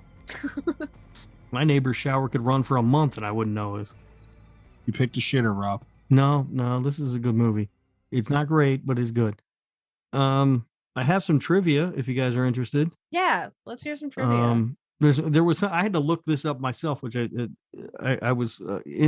just found it interesting. So at the dance, in the first dance, so the one in 1945 or whatever year it was, at one point the I don't know who he is, the guy who's like the host of the dance or whatever, mentions the disappearance of Glenn Miller and how they're all sad about it. Mm-hmm. And I thought, well, that's interesting. I didn't know Glenn Miller just went missing, and it turns out he actually did. Are you guys familiar with Glenn Miller at all? I am not familiar with Glenn Miller at all. So in the late 30s, early 40s, Glenn Miller was like the biggest musician in the world. Right? He was like he had a big band, and he was just like to put it in perspective, Glenn Miller from the period of 1939 to 1942 had more top 10 hits than Elvis or the Beatles ever did. Now, who are Elvis and the Beatles? And so, and he almost had more than them combined. I didn't take down the numbers, but I did look it up. Elvis and the Beatles combined had something like 73 top 10 hits, and Glenn Miller had 69 top 10 hits by himself. Nice. So he was just a huge star, and apparently he signed up to join the USO to go overseas and entertain the troops during World War II. Okay. And his plane was lost over France, and they never found it. Oh. Yeah. So anyway, I thought that was interesting. Just that is actually really interesting. Yeah. Go ahead. Oh, just I didn't pick up on that. I'm glad you explained that, because that was another one of my notes, was like, why are they talking about this weird dude? I thought he was supposed to be someone that was like related to the plot somehow. Yeah. And I had no idea. And then they just didn't come back to it. And I was like, I think that was just to set up the time period in case you didn't see the 1945 that was real big on the screen or whatever. Right. But yeah, he was a huge star back in the day. Tom Savini considers this to be his best work. And I do think the effects are great. I think his part of I think he did a really good job. I think he had no support. Yeah. I think these have like the least impact of any Tom Savini movie, but I don't think it was because of his work. Like he was the best part of this movie. while he was working on the makeup effects for actress Cindy Weintraub, he accidentally dyed her skin beet red, and it took 3 days for the dye to wear off. Oh, no. Yeah, can you imagine? This was released as Rosemary's Killer overseas, and then re-released in 1983, also as Rosemary's Killer in the United States. And then in 2014, it was discovered that the Prowler had been re-released to a handful of theaters in North and South Carolina as Pitchfork Massacre in the spring of 1984. And it's still unknown who the distributor was or whether they had legal access or the legal rights to release the film at all. So somebody just put it back in theaters. It doesn't matter. They did the right thing, man. That should have been. That's a better name for that. Yeah. I would have been, a little more, because I had expectations going in, man. You can't help it. That's a better name. Seriously, I might have liked it more. The killer was played by 3 different people. Assistant director Paul, Mr. Italian name I can't pronounce. Racist. He was the killer in the stalking and chasing scenes throughout the movie. Tom Savini wore the outfit to perform all of the kills in the movie. And then Farley Granger was, the actor was the one at the end who took the mask off. So 3 different people played the character in the film. That means they're incompetent too. What? Poor Tom Savini had to put that outfit on. Just say, let me fucking do it. Like they couldn't do stuff. Savini used to do a lot of stuff in those movies. Did he? In movies, yeah. He's Yeah, because some of those effects are delicate. Yeah, because he knew how to do the effects. He's the one who swings the machete that chops off Mrs. Voorhees' head. That one I knew. Yeah. I mean, he's done a lot of those kind of things in movies. Because some of the effects have to be done just right, or they're going to look like shit or not work at all, or hurt somebody. This movie hurt me. Oh, bad. Says the guy who picked seed at Chucky. Better than this. It's not. Better than this. No. Nowhere near. Listen. Anyway, that's all the trivia that I had. Not a ton for this movie. Couldn't find any box office numbers. I think it had $1 million budget or something. It had $1 million. I think so. I think that's what I read. Damn. Okay. I mean, Kat, did you do a review lookup for this? I did. Okay. I just, I'm looking at the IMDb. I had the page up and it's showing the little preview of whatever. And they really couldn't have found a better pitchfork. They had this is the damn suit all over again. It's a terrible that pitchfork wouldn't kill anybody. Anybody. I don't know, man. A pitchfork is a pitchfork. Yeah, but it'll bend. There's no way that'll get past a body. I don't believe it. They had Tom Savini. He couldn't make him a better pitchfork.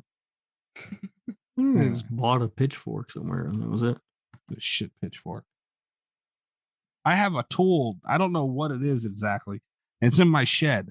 It's a good thing you have it then. Yeah, I don't know what it does, but it'll fuck somebody up way better than that damn pitchfork.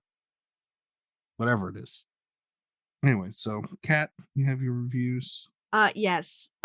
Starting with the IMDb. Starting with the Rotten Tomato scores, we have a critic tomato meter of 67%. What? We have an audience score of 49%. We have an IMDb score of 5.9 out of 10. And I have one good and one bad review. None of them from Jack the Ripper, whatever. And none of them from Jack the Ripper. This guy never reviews horror movies. Why is his name Jack the Ripper? I have no idea. He did like one horror movie. That guy needs to be on an FBI watch list or something. He's a serial killer. So I wanted to start with a good review. Good is such a relative term. It got a fresh tomato here, but it is just a 2.5 out of 4. This is from James Kendrick at Q Network Film Desk. A better and reminder, this is the good review. Okay. A better than expected entry into that most despised of genres. Wow. He's a piece of shit. Which He's I not just wrong. thought, I mean, slasher movies are despised by critics generally. I just Stupid thought that was really fun. I mean, fucking bastard. I don't get it. I love slasher movies, but Right. apparently you don't, Mikey, if you don't like the Prowler. Listen, we're not classic. going to have that kind of slander because we all like slashers in the name of the show. Hmm. We don't all have to like the Prowler. Some of us just like them more than others, apparently. Please continue, Kat. Our bad review comes from IMDb from strong 122478885. Gotta love these IMDb names. 1 out of 10 for the Prowler. Dear John, you suck, and so does this movie. Dear me, where do I begin to tell you how utterly awful this 1981 slasher/horror movie was? To say that the Prowler was just a wretched junk would almost be the same thing as paying it a compliment. And of course, hurling the slew of nasty adjectives at it would never, ever be sufficient enough to do this putrid film's overall incompetence justice. I can't imagine that anyone who is over 16 and in their right mind would ever give this too stupid for words movie more than 2 stars. But then again, that just goes to show you that there's absolutely no accounting for one's puzzling taste in movies. From its predictable storyline to dismal suspense, it is over loud music to its laughable surprise shock ending. The Prowler was a certified dud on all accounts. I recently read that makeup effects man Tom Savini considers the gore effects he created for the Prowler to be his very best work. If this is really so, then I can't imagine how Savini has been able to survive in this competitive field of work for all these years.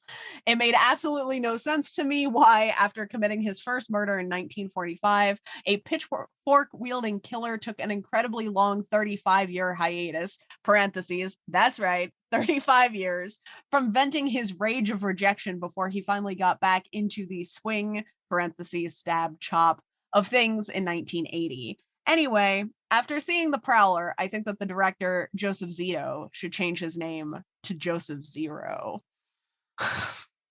What did he say? The makeups effects guy? What did he call him?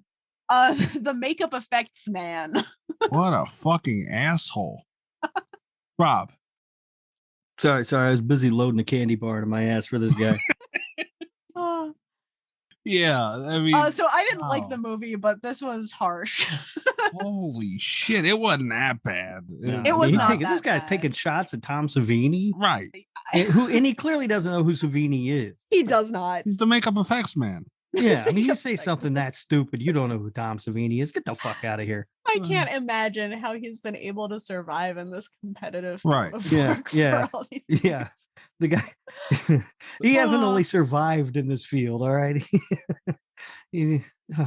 Talk about thriving and reinventing yourself, doing work for WWE and all these billion-dollar organizations. Yeah, how the fuck do you make it? Yeah. Jerk off. What an idiot. Deserves a candy bar 1,000,000,000%. Yeah. Billion. Wow. We didn't like it, Kat, and even we're sitting No. here. God damn. So first of all, once I got to the Tom Savini part, I knew this was the one I was going to read. But I did go searching for other ones just to see if I had options. There were not a lot of bad reviews for this. There were some bad ratings for it on IMDb. You can review or rate. And there were like a few 1s and 2s, but like a lot of the people that rated it that way did not write why. So there wasn't a lot of competition for this week. I'm gonna call bullshit on that. But also, I wanted to talk about the makeup effects man. Because that might be... I thought the Titanic thing was wild. But No, like, that was pretty crazy. The stupidest thing I've read in one of these reviews. That's shameful. Like, it's really a shameful, you guys. But I don't know, man. People are out of their fucking minds. They don't know what the hell they're talking about, which is more of a "what the fuck are you doing" moment. Like, why even bring up Tom Savini's name if you don't know what the fuck? That's literally somebody who heard Tom Savini before and just, is going with it. I'd just like to point out you guys side with this guy. I don't. No. I don't like the movie, but I don't agree with this man. No, it wasn't that bad. It was not that bad. Man, like he was sitting there watching fucking Rubber or something. Come on now. Jesus Christ. All Mhm. right. Candy bar though, for sure. Even the first guy, Rob, should get a candy bar. No? In this most despised of all genres. Holy And that shit. doesn't bother me because it is a despised genre by a lot of critics. I from a Uh. critic, I guess, yeah. Yeah. You don't have to say it Also, like that. but first of all, yeah, he didn't have to say it like that. But though again, he is a critic. But also this is the better than average for a slasher, which I take issue with as a critic also. Yeah, but I want to just call bullshit on, it not having many negative scores. I feel like this is a movie that It had negative scores, just not negative reviews. Right. But I feel like this is a movie that people don't want to talk bad about because it's an original slasher.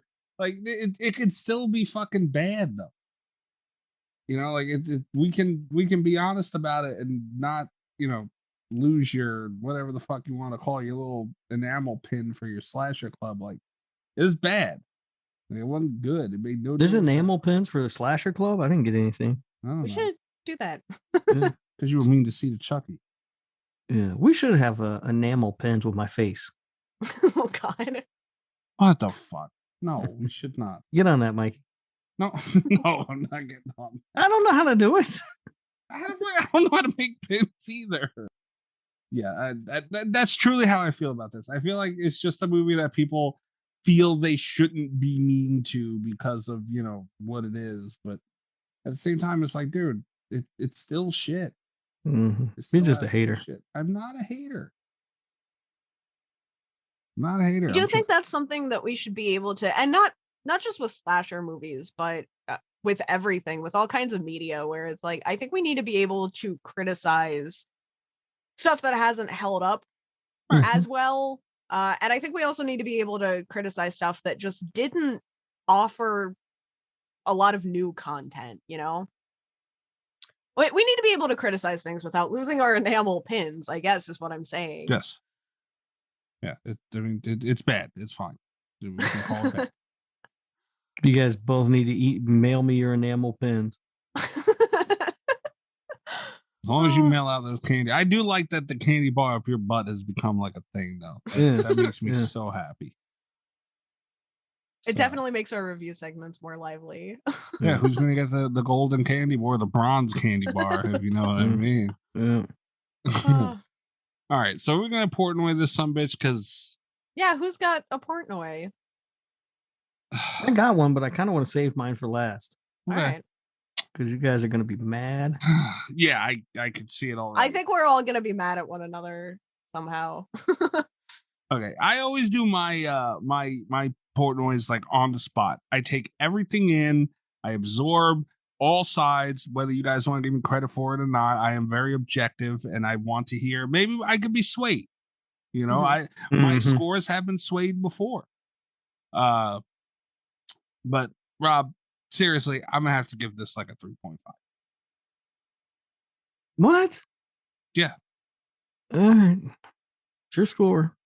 Yeah. That's going on a spreadsheet that I don't have access to. It's on there already. I was gonna give it.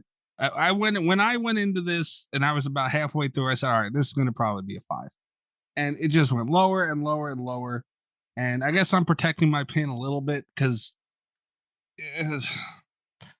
it maybe should be lower, but I'm gonna just set it at 3.5. All right. I'm giving this a 4.9. Oh. I gave it a few more points I gave it 2. Let me check. Yes, I gave it 2 more points because it is in college and not in high school, and that does make it better. I didn't give it many more points because I should have realized that just from context clues that I did not.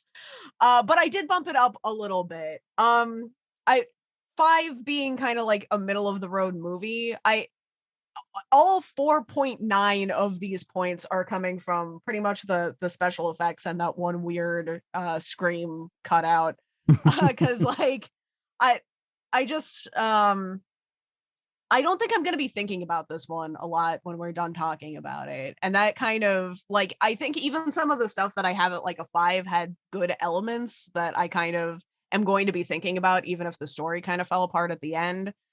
This one is not coherent enough for me. It wasn't influential enough. There was not enough good stuff. And I think I'm going to forget. I was kind of already forgetting about characters as the movie was wrapping up.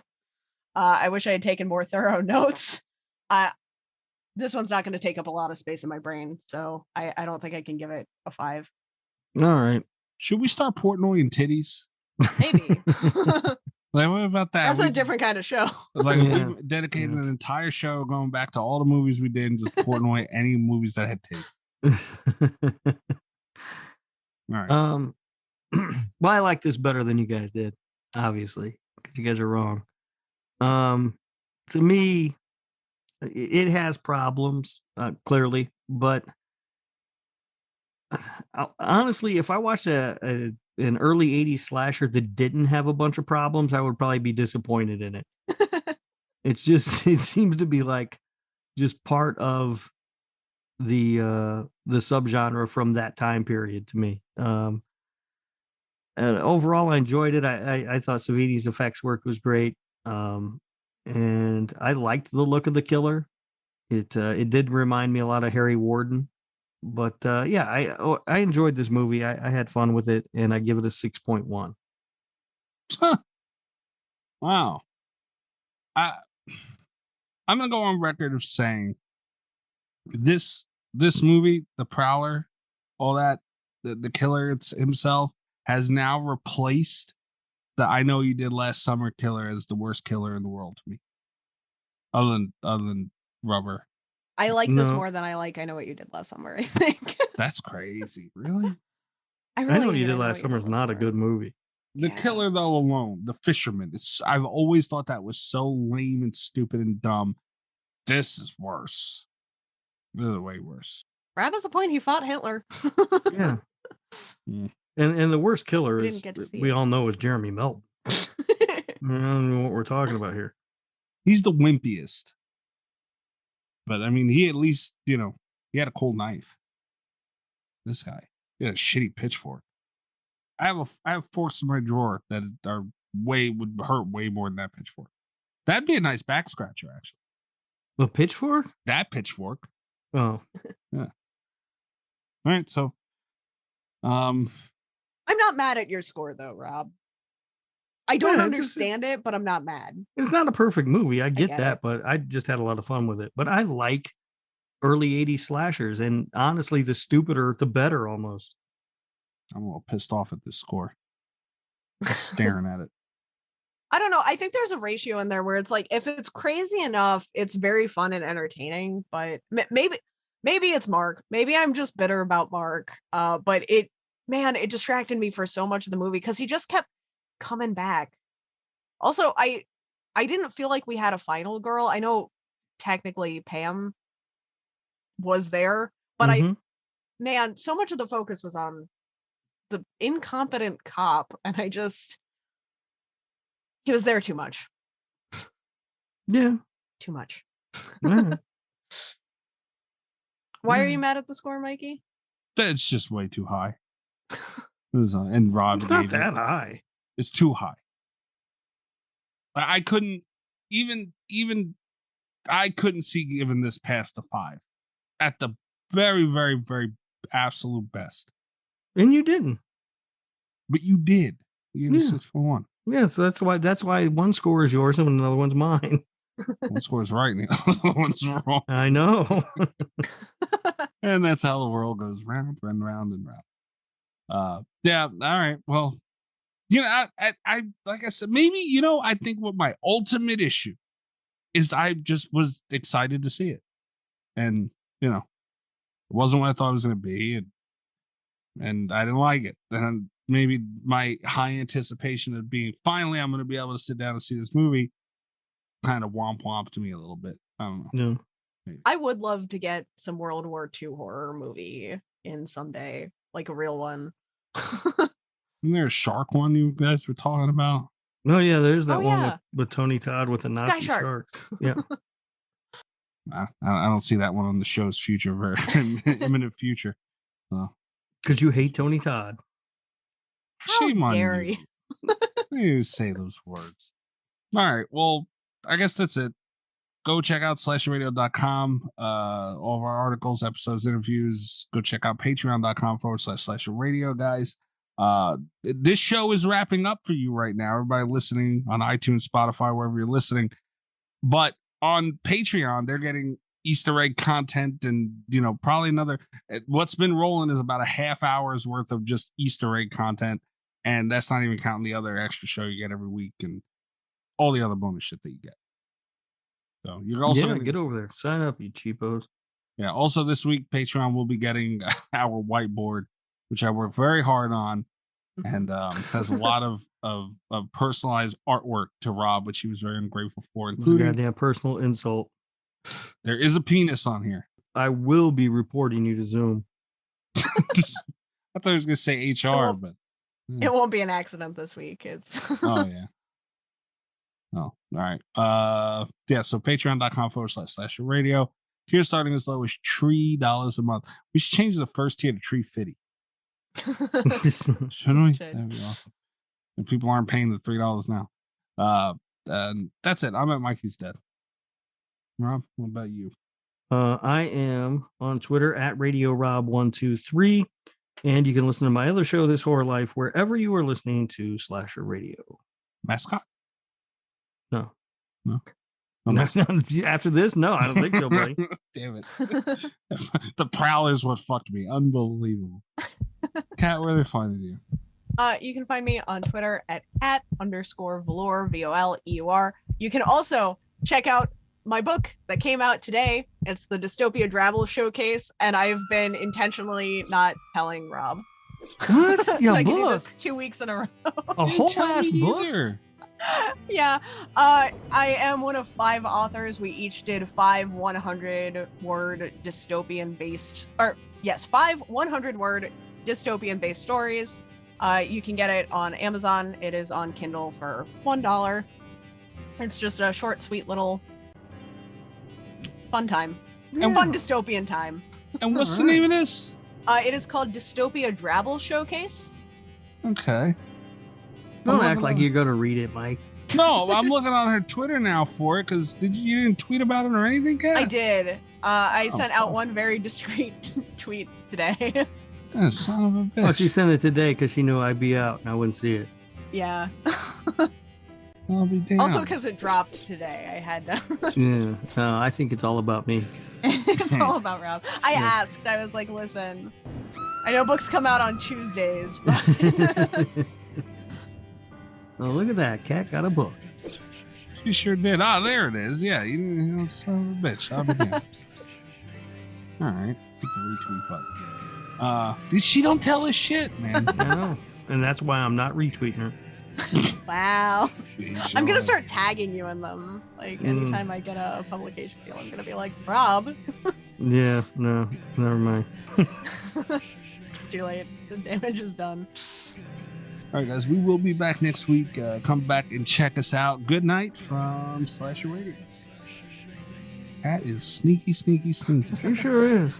Yeah. The movie's coming one day, man. One day. Yep. It's called Chain Shark, and it's amazing. All the best of Slasher Radio podcast.